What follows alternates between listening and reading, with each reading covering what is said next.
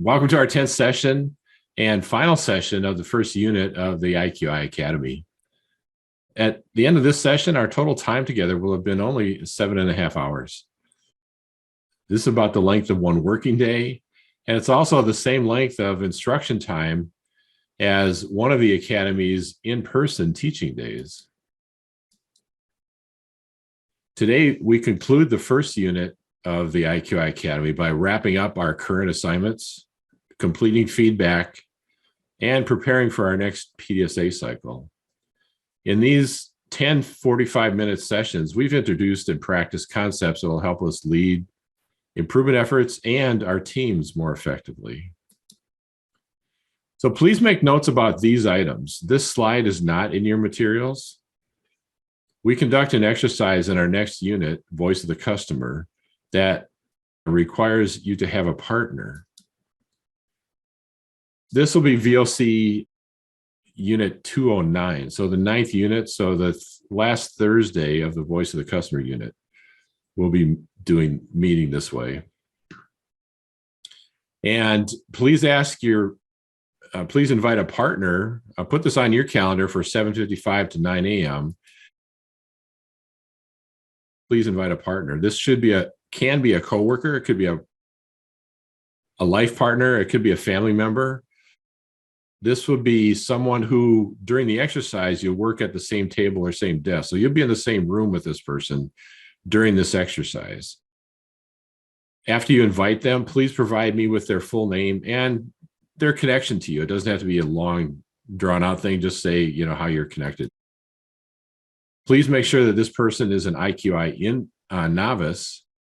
That means they have not participated in the IQI Academy. And then please provide me a shipping address for materials to be sent to you. I have office addresses for everybody. If you think you might be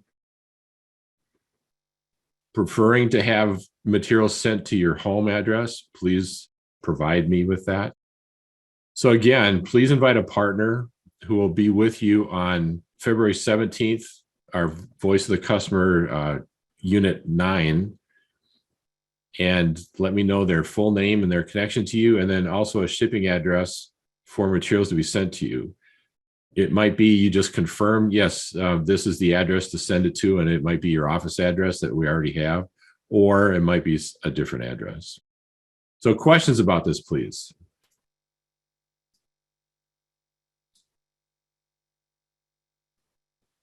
Okay, like I said, this slide is not in your materials, so just make notes about making these requests. Obviously, the sooner you ask people if they're available, the easier it is to get on people's calendars and to make sure that you're not scrambling last minute to find a partner for this exercise.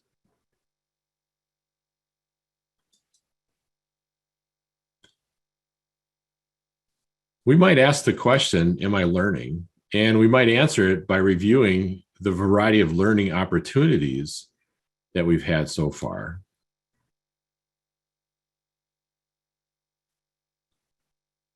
The foundation of our learning begins with Dr. Deming's last book, The New Economics. We read and discuss the book before we begin the course.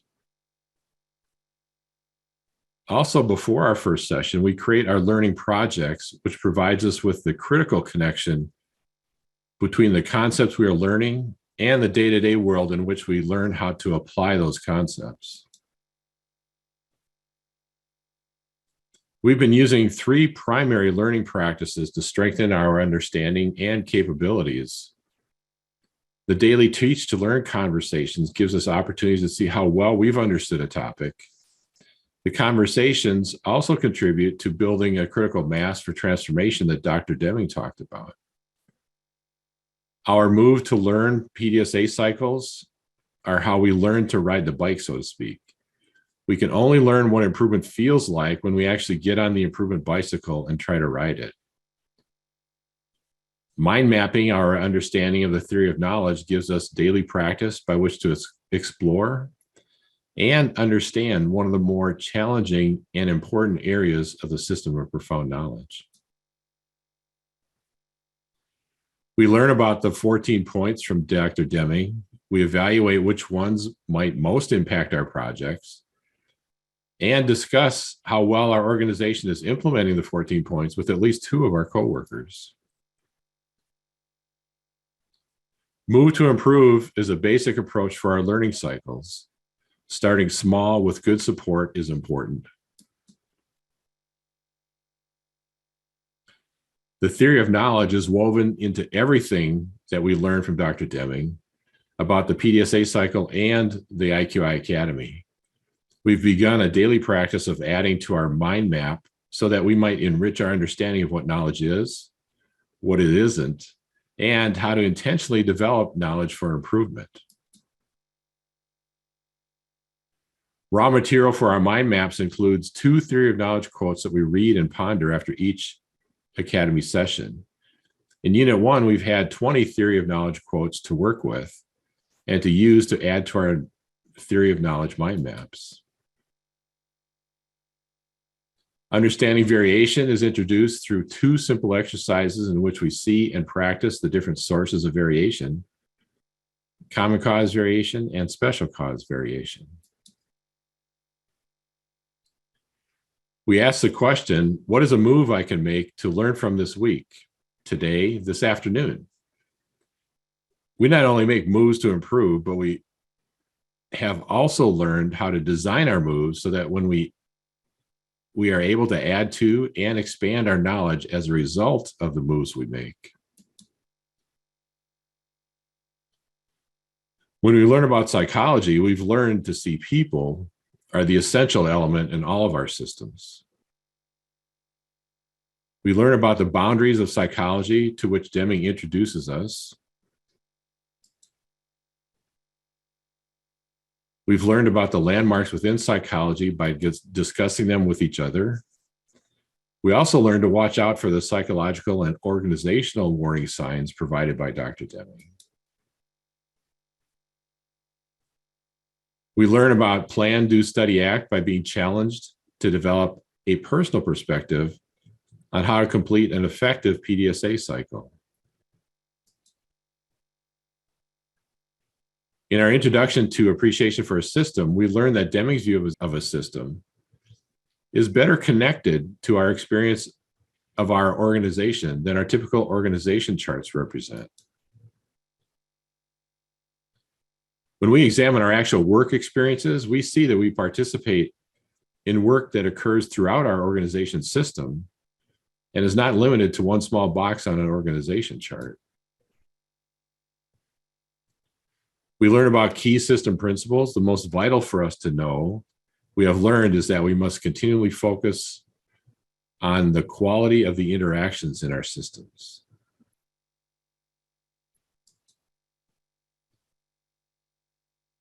And throughout the Academy, we learn through exercises, office hours conversations, and examples that show application of concepts to real-world situations.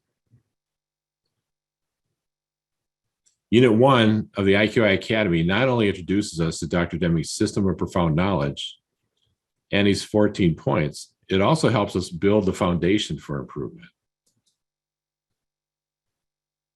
To conclude our first unit, we have 4 wrap-up assignments.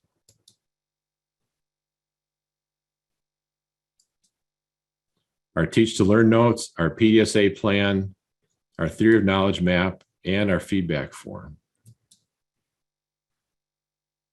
We're working on completing our plan and prediction portions of our first PDSA number 1. The intention is to plan to complete this PDSA cycle within 1 week.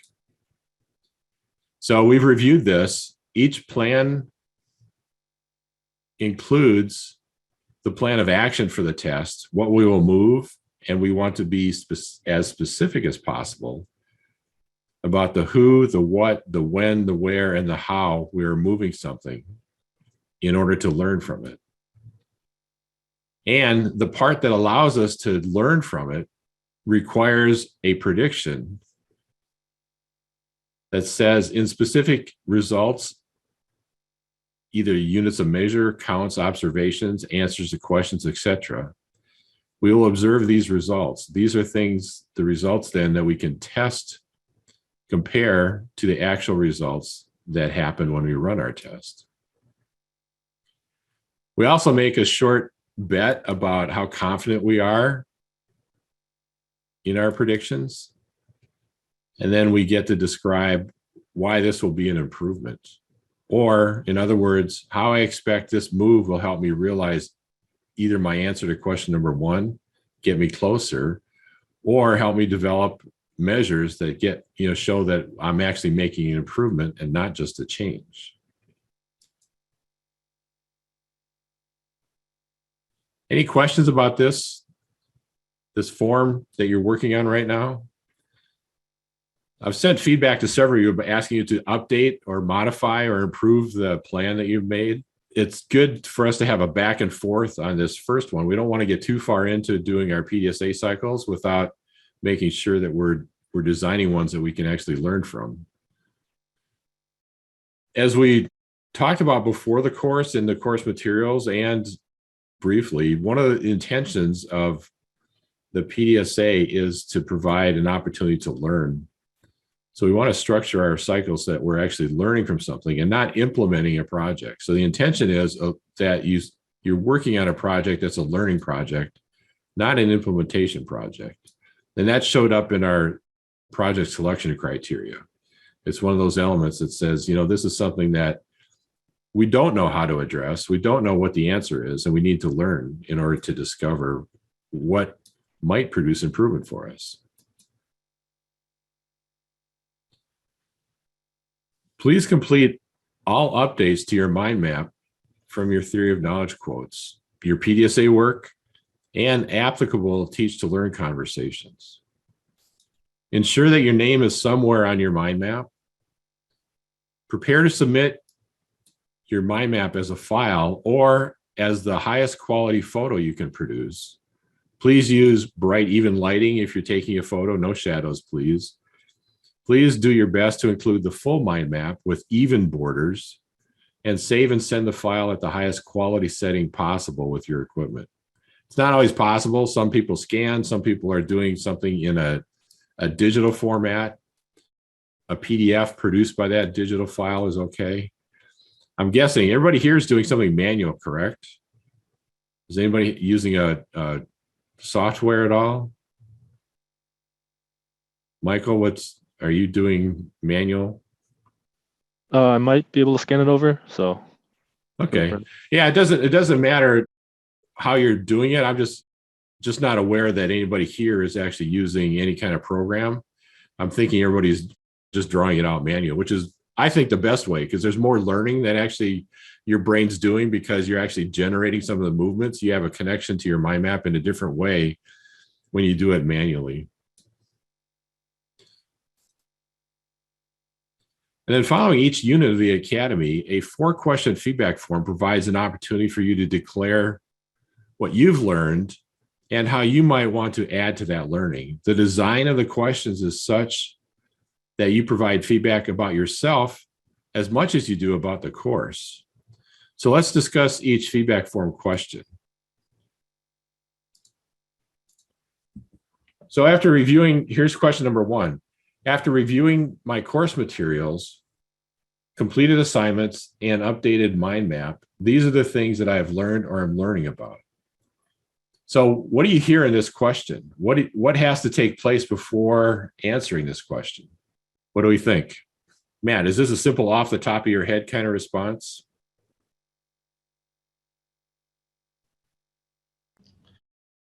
No, I mean, you have to have everything completed first before you can even make to know what you have learned about. And then you obviously think back on everything that you've learned.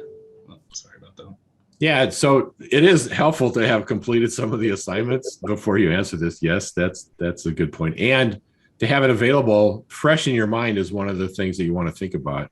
This is one of the reasons why I'm doing the review today is sometimes it feels like a long time ago that we covered some topics. And it's good to refresh on this is what we've covered. And this is what I did to learn about those topics. Other thoughts? Andrea? I mean, I was just going to say, similar to Matt, before answering this question, you'd want the information to be top of mind. So maybe even like having the documents out while you answer it would be helpful. Oh, yeah. Yeah. Ben, how do you intend to approach this question? Probably the same way. I mean, having all the documents out to review. I mean, I didn't take a whole lot of like pre-notes, things that I thought about the class beforehand, but that would have been helpful to look back and realize what I've learned so far. You know, so Ben, you make an interesting point, and it's something that comes in and out of the academy sometimes. Sometimes I ask people in the very first part of our first session to document, what do you think you're going to get out of the academy? What do you think you're going to learn? What you've demonstrated right here, Ben, shows me that you've already started to figure out, hey, if I don't document what I expect in the beginning, it's going to be hard for me to say, well, what have I actually learned across? Because sometimes we get to this point, we think, oh, I knew this stuff. But if you actually wrote it down ahead of time, what I think I'm going to learn, then you realize, oh, there might be a difference between what I expected to learn, what I actually learned. So that's a good point. You might want to take that on as a practice for the next units, is as we get ready for the voice of the customer unit, you might want to say, this is what I think I'm going to learn through voice of the customer. It's not an assignment, but Ben, just one of those things that, you know, you've set up a question about how do we create a learning structure for ourselves, and it's very useful. Michael, how will you approach this question? I guess kind of reviewing the material and going back and kind of applying what I learned to old assignments to really, I guess, show how I've actually learned and how that will show in the work. Good. Okay, good. So here's our next one. What do you want to learn more about, and how do you intend to do that? So the question is interesting. There might be areas of knowledge that aren't clear. However, just leaving it as I don't understand this and I want to learn more about it leaves it vague and unanswered. So the second part of this question, how do you intend to do that? As you start to think about, well, what are some of my learning resources that I could go to? So what are some of your thoughts about this question? Michael. I guess I'd really start by, I guess, reviewing course material again and find out like what, I guess, didn't really stick well with me, and then how I want to, I guess, learn that and find the resources that are provided to be able to do that. There's a good chance several of the things that we've covered or talked about aren't exactly clear yet. And as you answer this question, one of those things might be, I'm going to meet with Eric, I'm going to make a request and have a conversation. Or maybe you'll go back through and say, you know, we referenced a couple of sources. I'm going to go review those. Sometimes it's something you can do during the academy. Sometimes it's something you say, I'm going to hold that off until after I'm done with the academy. So it's not something you never necessarily have to say how do I intend to do that? You don't necessarily have to do it during the academy. In fact, this is for your own learning and your own progress. Okay. Other thoughts on this one? What at the top of your head might show up as something that, you know what, I'd like to learn more about this because it really isn't quite clear to me yet. Anybody have something like that going on? Maybe not something that is necessarily not clear to me, but I know like throughout the lectures here, you've mentioned like different books and stuff that we would like want to go back to take a look at. But that would obviously be like something after this course to start to look into. Yeah, exactly. In fact, oftentimes in people's capstone presentations, they mention one or two titles that they intend to read, that something that we said prompted their interest. So definitely there's a rich resource out there and many more books than we even mentioned, but that's a good place to start is, hey, I want to read something more about that. Yeah, and this doesn't necessarily have to be an answer of something that is unclear. It could be something that just interests you. Ben, is there anything in the topics that say, you know what, I'm interested in that, but you know, right now I don't quite have the time to dive into it, but I'd like to learn more about it?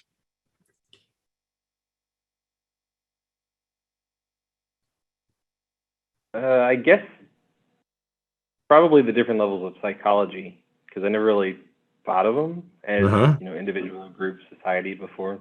So, and I know that that's one of the units coming up, so learn more about it there. But what we get to, I might keep reading more on it. When I run across articles that are interesting that relate to anything that relate in the academy, I save it in Evernote. So it's it's just a filing system. And when I look at the different number of notes that I have, psychology far outweighs anything else. I think the last time I added a psychology related article, I had more than 400 different articles connected to psychology. It's such a huge, vast topic that it automatically is something that's very interesting, and there's lots to learn about it. When you talk about, you mentioned the different areas, psychology of individuals, of groups, of change, of society. It's like, wow, there's so much there. A vast area, and it's one that's rich and worth pursuing, understanding. Andrea, any thoughts about this question? I was going to say, similar to Ben, I was interested in the psychology lecture that we had specifically, but I just don't have the time to read into it more or go in more in depth at the moment. But that's working on our projects and learning the material as it is now. So that would be something I'd want to look at and look into more. I highly recommend, if you haven't done this already, have some version of an idea bank. Something that you can put ideas, resources, thoughts, concepts into that pays dividends later on. You can go back to it and now search it. So as you run across things that relate to something you're interested in, like Ben and Andrea, you mentioned psychology. I highly recommend having a place that you can hang on to and say, hey, that's a resource I want to go back to. I don't have time right now, but I want to make sure I don't lose, where that is and how to get to it again. So let's go on to the next question. So the next question is, what was covered that remains unclear? One of the challenges we run into with this one is usually what I'd like you to say is something that was unclear that you could not have asked about during our session. For some reason you said, well, the instructions you gave us for this breakout session were unclear. That's like a no pass for this question, because you had the chance to ask it before I said, like every breakout session, I say, any questions before you go into this, like some version of that. I don't think you guys will present those kind of questions. However, there may be some things that aren't clear and that you want to learn more about. And this is often a place where I learn, hey, Eric, you didn't really discuss this in a manner that people are able to understand or comprehend what you're talking about. So this is a good place for me to get feedback from you about this is a useful topic, but you know what? I really don't get what you're trying to communicate to me. So some fashion here, this is very useful, is like, you know what? The other aspect of this is it's unclear because I've struggled with it for a little bit. I may have talked about it with my teach to learn conversations. I may have talked about it with some other people. I may have tried to figure something out, but I still don't get it. And this is a good place to express that.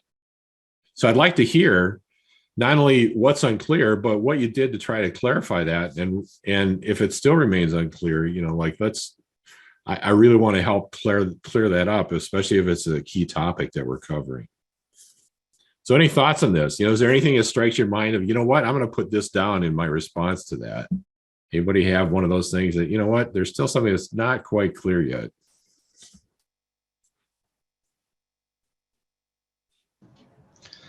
I think I'll probably put down the theory of knowledge. I guess I get like the basics behind it, but I feel like there's still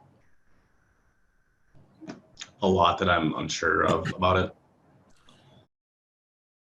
it. Theory of knowledge is a complex arena, and it's tightly integrated with psychology and how we interact with the world.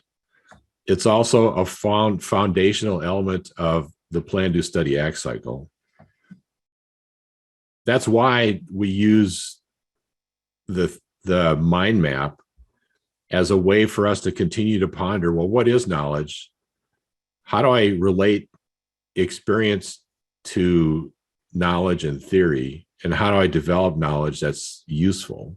Always going back to Deming's definition of a statement contains knowledge when it fits perfectly observations of the past and predicts accurately something that's going to happen in the future. So, those elements aren't things that we learn in an instant or in one session, but it takes a while for us to start to figure out, oh yeah, that's what that concept means. Or when I make a decision or I make a choice, that's an element of the theory of knowledge. And so that's why I want you to include not only the quotes, but things you hear and talk about in your teach to learn conversations, as well as what you're developing in your plan to study act cycle. Because essentially the plan to study act cycle is a real world practice in theory of knowledge. Even though we're hoping to produce improvement, we're really using theory of knowledge to do that. And so there's elements there that you should be looking at when you start to study.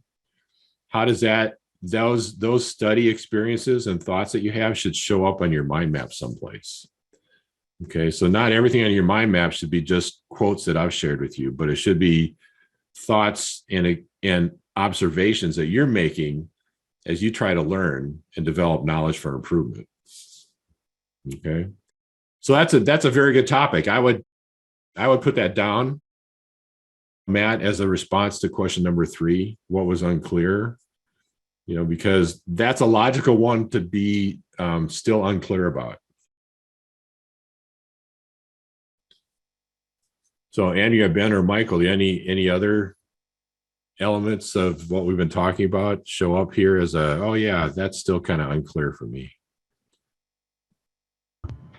I was just gonna say maybe like the system, just because like in all the teach to learns that I've had, like the definition and all that like makes sense, but I feel like applying that definition to other things is difficult, and that one was like harder to teach to someone else, so I feel like I might put that. That's one that, again, we have a whole unit on, and we will spend some time focusing on understanding and taking apart and then putting back together that definition of a system that Deming gave us. So a system is a network of interdependent components that work together to try to accomplish the aim of the system. So when we look at it that way, it's like each one of those things are very critical to how we learn how to manage and how to work together. And yet, when we first hear it, that's often different from what we have in our head about what a system is. And so that's another one of those that should take some time.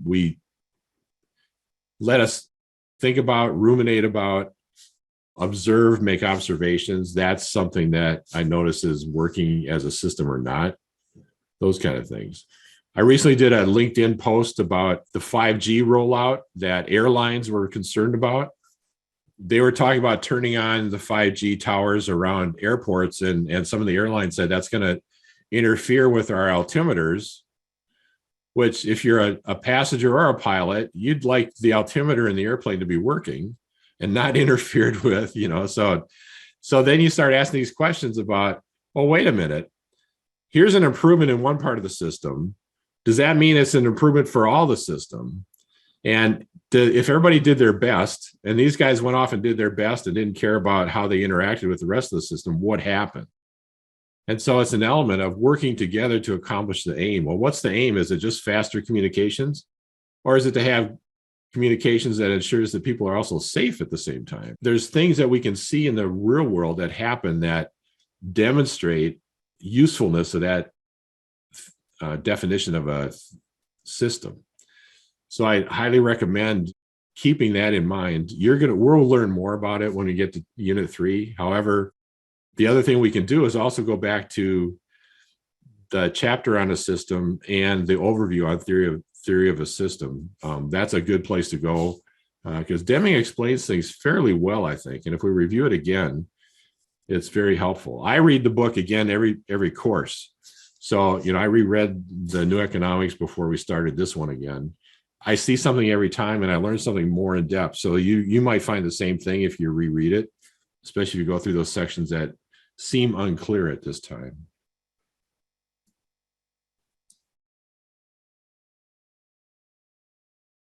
So the last section is, you've mentioned doing this already, is having some of your materials ahead of time. This is a specific request that before responding to item 4, please review or have on hand each of your teach to learn conversation. The question really is, or the request really is, share your experiences and thoughts about the most memorable conversations you held during this unit of the IQI Academy. So each feedback form will have a display like this that shows the topics that were covered. Might be a refresher for you. It's very helpful to have your notes. And what we're looking for is, well, what did I learn the most from in these conversations? Okay. What are your thoughts on this particular question, Michael? Well, I know a couple of them I was better able to understand and I guess conversate about. So I'm definitely going to choose those ones that I was able to, I guess, have a better conversation with. Mm-hmm. Mm-hmm. Yeah, so we might pick the conversations that I was able to have a good conversation with someone about as the most memorable. Other thoughts on this question? Andrea. I would just say I feel like going over them again would show me which ones like I really solidified and learned from more than the others, and which ones I could continue to have conversations about in the future. Yep. So what I learned from, yeah, Ben?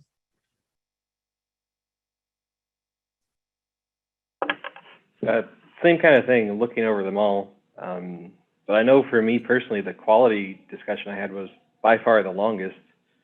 Since we have multiple teams and departments all dedicated to that topic here. So probably going to be my answer to the question, but I'll look over all of them anyway. Yeah, that's a good one. So sometimes you're right. So sometimes the longest conversation you have is sometimes the most memorable because it's impactful or it covered some topic that's very important. Especially that topic, what is quality? I find that a lot of organizations, there's a vast difference between not only people's individual definition of quality and the organization definition. Those kind of conversations bring out either things I learned or additional questions that I find valuable. So it might be some conversation left you with more questions than answers, and that might be your most memorable. Matt, your thoughts on this question? I think it's a good practice to go over all of them, just to kind of help look back on everything that we've went over, along with everything else that's entailed in this piece here. Yeah, one of the learning principles is retrieval. You learn something and then it kind of disappears unless you retrieve it and try and recall it and talk about it again. Your ability to remember that material lasts much longer when there's a periodic retrieval. This feedback form is an element of practicing retrieval. It also helps work on the learning practice of elaboration, putting things into your own words. So this is what I learned, and this is what I learned about it. You'll find that the material of the course sticks with you longer if you actually spend some time answering these questions and don't use it as a check the box exercise just to get done with, but use it as one of your learning tools. It'll make the content of the course stick, and it'll make it more long lasting, and you'll find that you can see it better in different areas of your work and your life.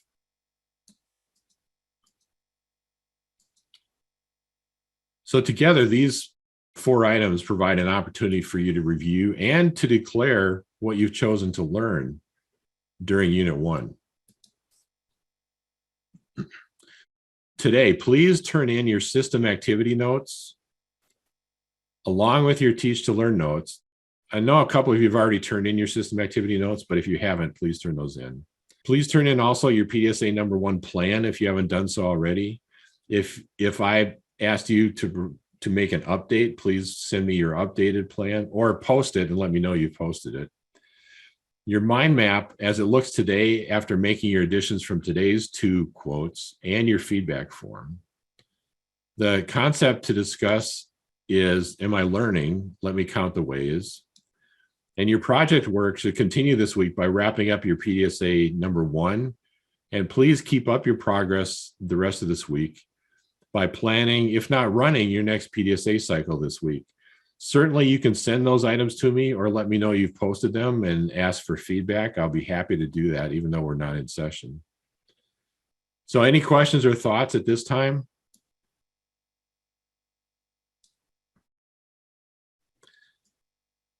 And here's our quotes for today. This one from James Baldwin. He writes, when a man asks himself what is meant by action, he proves that he isn't a man of action. Action is a lack of balance. In order to act, you must be somewhat insane. A reasonably sensible man is satisfied with thinking. I like that quote. And then this Deming quote is a review from our list of our theory of knowledge discussion that we held earlier. Deming reminds us that there is no substitute for knowledge. And he lists for us common substitutes for knowledge. Tables of data, information of all types, the more sources, the better. Tests and labor-saving devices, books, dictionary, gossip, or the opinions of others, results, present style management, benchmarking, copying. Well, thank you for your good work and your progress. Please feel free to communicate with me this week, and I'll see you next Monday. See ya. Thanks, Eric. Thanks, Eric. Thank you. Thank you.